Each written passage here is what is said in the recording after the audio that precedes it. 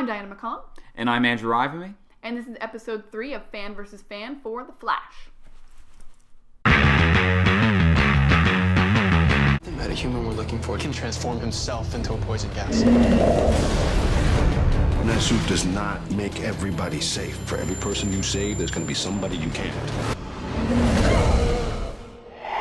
So this week, in episode 3 of The Flash, we have the villain of the week, which is the Mist. We got the Mist now taking down mobsters, revenging what turns out to be powers that he got the night that he was supposed to be executed for a crime that he committed. Barry finds all this out, going to take down the Mist, and in this particular episode now, we're dealing with some flashbacks, particularly revolving around the Caitlin character and her fiancé Ronnie, finding out a little bit extra about Harrison, and we're going to figure out what exactly we're going to do with all these meta-human villains.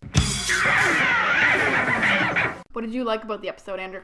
Well, I'll tell you what I loved about the episode was how well executed the CGI and the visualization and application of Flash's powers were. Really strong in this episode. Everything looked gorgeous, beautiful. It moved so fluid and smooth.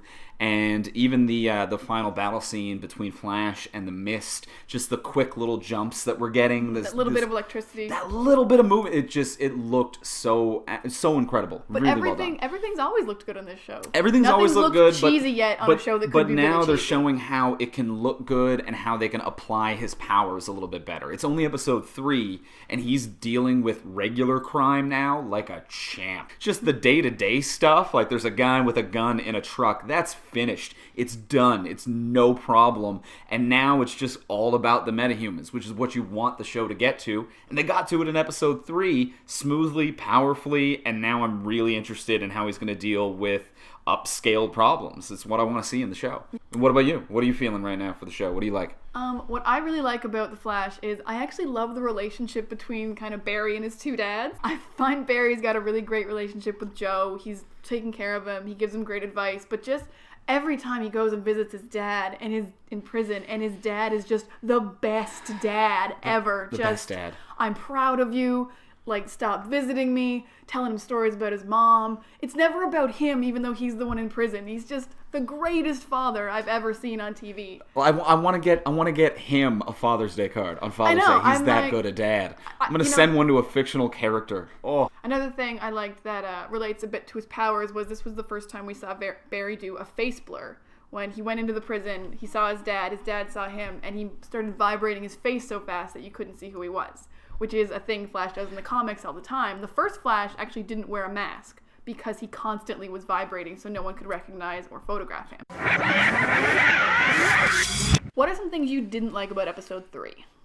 Something I really didn't like about episode 3 is, writing-wise, I feel like it took a bit of a step down even from episodes 1 and 2, especially when it comes to just laying down unnecessary exposition. Episode 1 and 2, we saw some huge problems with this, particularly in regards to the Iris character. This episode, though, I'm seeing it with everyone. Needless, unnecessary exposition, just random sentences of like, hello uncle, hello nephew, I just installed this bulletproof glass, do you like it? Just information that literally had no payoff. It had nothing. It didn't come up again later. Like the whole bulletproof glass moment of, I just installed it, and then they try to shoot it and it doesn't break because that's how bulletproof glass works. But they could have skipped that whole beat. A lot of unnecessary moments. It wasn't anything that even helped Barry solve the crime. Even with Iris and a phone call from Eddie comes in and she's holding up the phone to both Barry and the camera, but then feels the need to explain to us the phone call, which wasn't really a plot point for the episode. Wasn't necessary at all. I've never explained my phone calls to people in real life. I've never been like, I have this call. Wait a minute, let me tell you about our relationship. All right, so Diana, what about you? What did you not like about tonight's episode? I actually wasn't a big fan of this whole Caitlin and Ronnie dynamic. I don't know if you know, but they were engaged.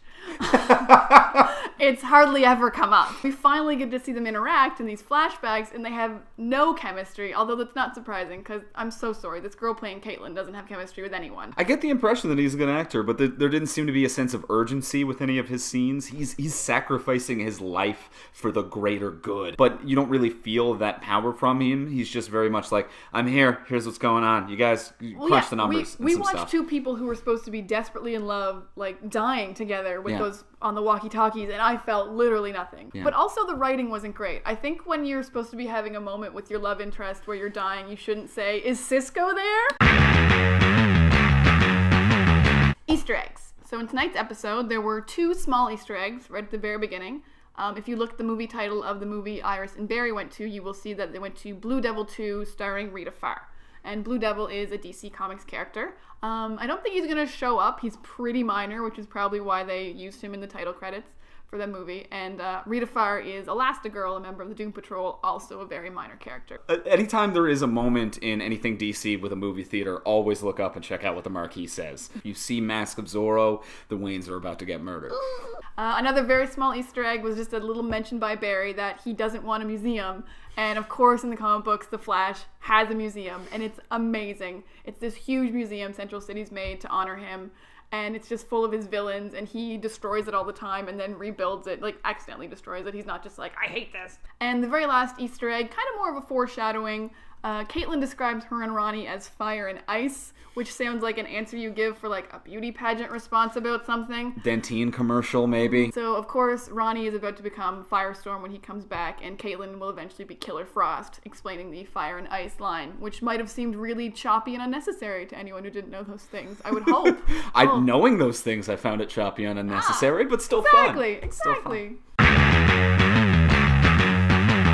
So in Flash news... Newsflash! A news flash.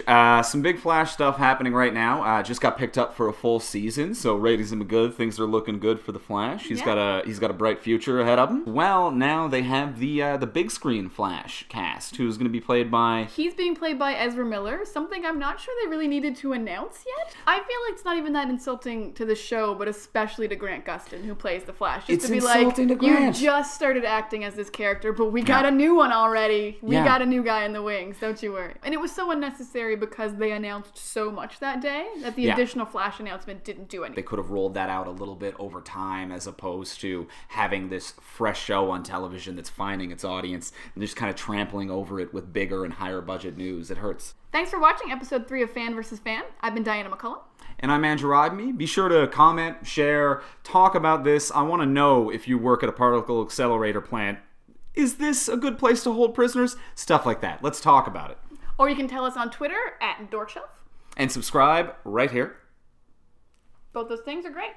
And we'll see you next week on Fan vs. Fan. Kicked him out.